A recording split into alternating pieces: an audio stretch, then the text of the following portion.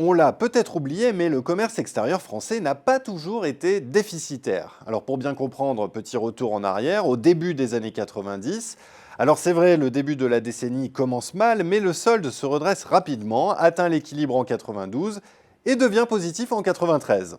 Il faut remonter avant le premier choc pétrolier de 73 pour trouver un tel niveau.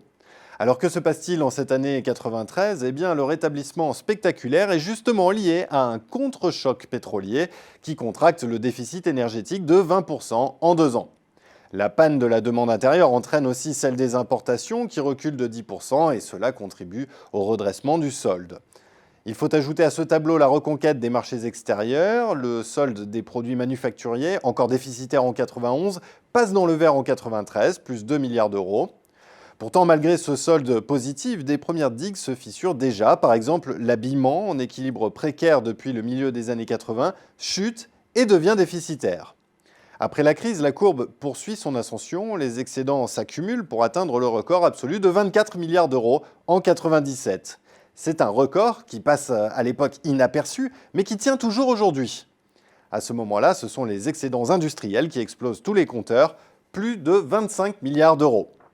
La France est alors triomphante dans l'automobile, tandis que l'excédent de la branche matériel de transport terrestre est multiplié par 2 en un an pour se propulser à plus de 10 milliards d'euros. Les résultats du secteur des biens d'équipement professionnel s'envolent eux aussi et frôlent les 15 milliards d'euros, un chiffre auquel le succès d'Airbus n'est au passage pas étranger. Citons aussi le couple agriculture-agroalimentaire qui parachève cette année-là le succès général du Made in France. En fait, la seule ombre au tableau, c'est la déconfiture de la filière textile qui plonge à plus de 10 milliards de déficit. Voilà pour 97. Le millésime 98, lui, ne sera pas un aussi bon cru. À l'époque, les économistes accusent la crise asiatique, mais le hic, c'est que ce décrochage va se poursuivre jusqu'en l'an 2000, date à laquelle le solde commercial redevient déficitaire pour la première fois en 8 ans. Et le bref sursaut des années 2001-2002 ne sera qu'une rémission, puisqu'ensuite ce sera une dégringolade continue du solde du commerce extérieur jusqu'en 2011. C'est un véritable précipice avec un déficit record de 75 milliards d'euros.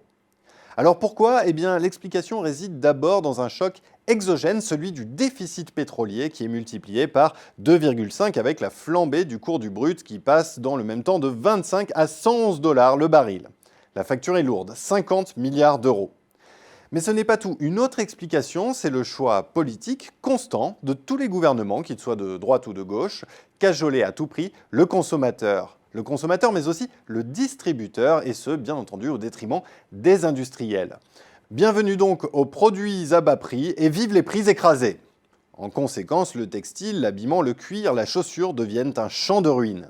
Déjà déstabilisé dans les années 90, on l'a vu, le secteur subit l'assaut décisif de la Chine après son entrée dans l'OMC en décembre 2001. L'électronique grand public est elle aussi emportée, citons ici Thomson qui va être balayé en quelques années. Il faut aussi évoquer ici les choix stratégiques de plusieurs grands groupes, par exemple dans l'automobile, Renault rate le haut de gamme et s'oriente vers le low cost, pas seulement pour les émergents mais aussi pour réimporter vers la France et l'Europe occidentale. En 2007, l'automobile française bascule et devient déficitaire.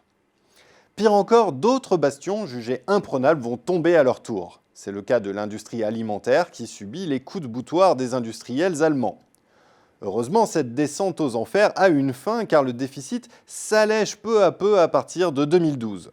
Des mécanismes plus favorables se mettent peu à peu en place. D'abord le ralentissement de la demande intérieure qui limite les importations.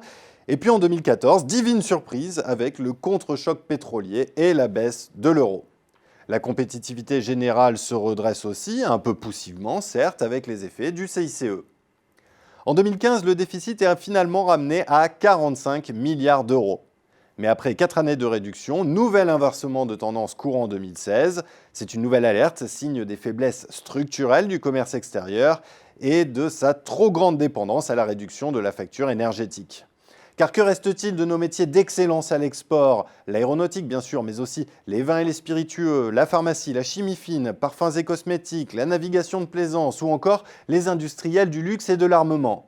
Tous ces secteurs sont des atouts, bien sûr, mais ils sont loin d'être suffisants pour espérer retrouver l'équilibre.